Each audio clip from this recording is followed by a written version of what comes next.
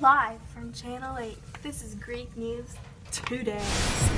Hi, this is Amanda here with today's news. Today we're talking about ancient Greece, but how do we get to ancient Greece so we can interview people from the past?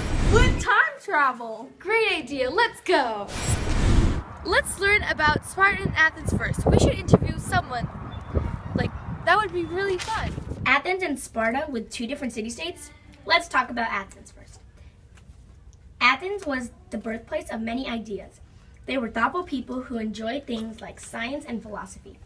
Athenians focused on art, architecture, and literature. They built temples and statues that showed off their understanding and beauty. They also had a democratic form of government. Wow, that's awesome! Let's go try to talk to an Athenian. Oh, hello. My name is Terrence. In Greek, that means queen. But I'm not a queen. That's just my name. You got a pretty nice house here. Are you an upper class woman? Oh, in fact, I am. But I don't go out much. My servants do most of my work. They do errands for me and go shopping for me. But I have a lot of fun here on my free time. I like to go and spin the wheel and weave some stuff. But I occasionally do get to go out for for plays and for festivals. It's quite fun. Can you tell us more? Because we're live on the news. News? What is this? News? Are you trying to murder me? Go away! I have to hunt you! Whoops, who's in her Greek yogurt this morning? Well, we still didn't hear so much about Spartan women, so let's go check it out. Are you okay? Are you okay?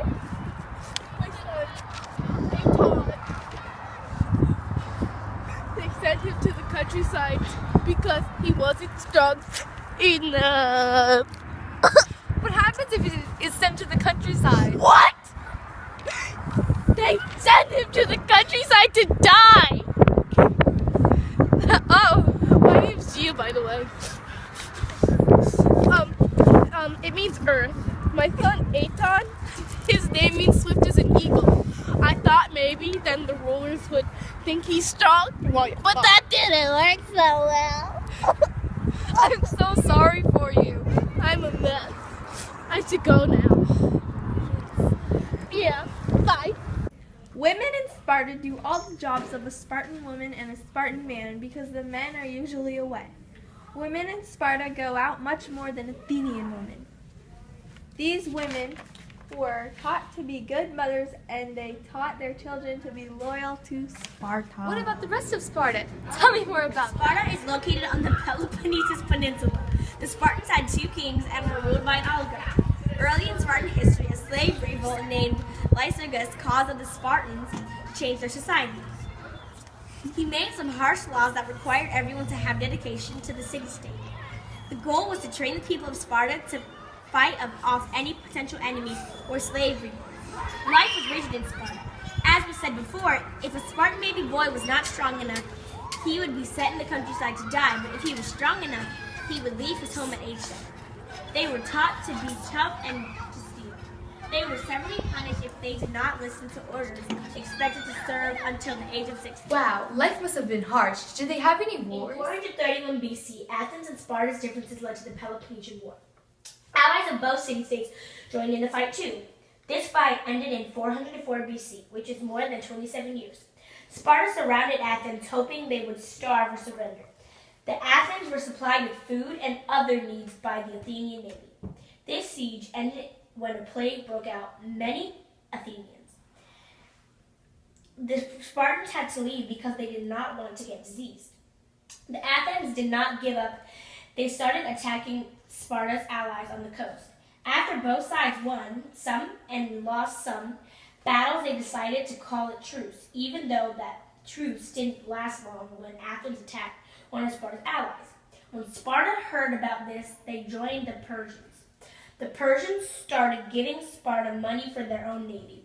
The Spartans started blocking any Athenian ships from bringing any needs that Athens needed, which caused the Athens to surrender to Sparta. Sparta did take control, but they never fully recovered from what had happened. They were weakened, and some were even weakened to the point of death. Everything was ruined or damaged, and the oligarchy was no longer a popular form of government. What about the Spartan religion? And believed that their gods lived on Mount Olympus. They were like humans too.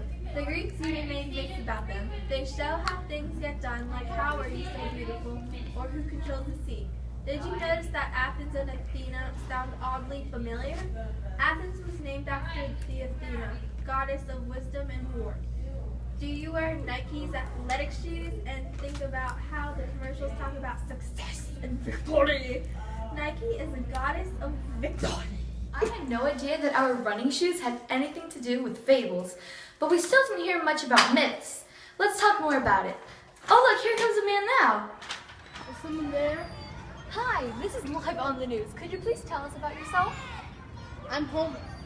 I'm blind, but my disability doesn't stop me. I told 2 poems. The Iliad, a poem about the Trojan War, and the Odyssey, a poem about Odysseus and his many great adventures. Want to hear it? It's quite long. No thank you. We're kind of in a hurry right now, so see you later. We still don't know much about fables. Let's learn more about it. Fables are stories used to teach a lesson. Aesop was a Greek slave who wrote many fables. We have a co-worker here to read the fable for you. Oh, hi, I'm Summer, and I've always loved reading these fables. Let's begin. The Lion and the Mouse, an Aesop's fable. Once, when a lion was asleep, a little mouse began running up and down upon him. This soon awakened the lion, who placed his huge paw upon him and opened his big jaws to swallow him. "Pardon, O king," cried the little mouse. "Forgive me this time, for I shall never forget it. Who knows but what I may be able to do for you a turn some of these days." The lion was so tickled at the idea of the mouse being able to help him that he lifted up his paw and let him go. Sometime after, the lion was caught in a trap, and the hunters who desired to carry him alive to the king tied him to a tree, and they went in search of a wagon to carry him off. Just then, the little mouse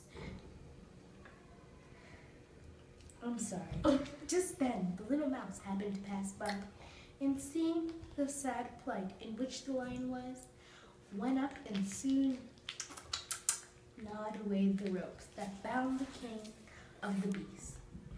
"Was I not right?" said the little mouse.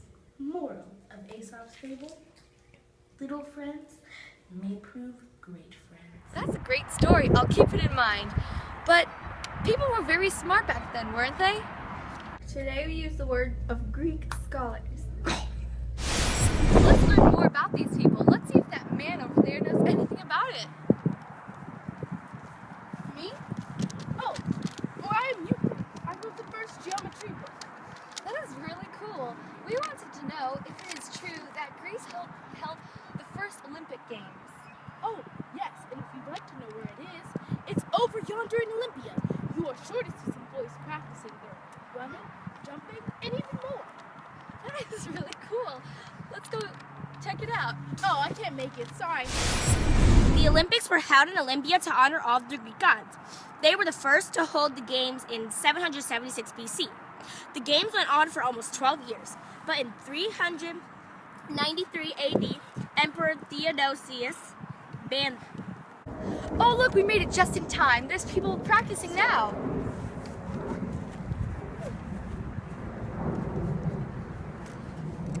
Well, that was interesting. Anyways, what an amazing day in Greece. But before we leave, let's see what the weather is like.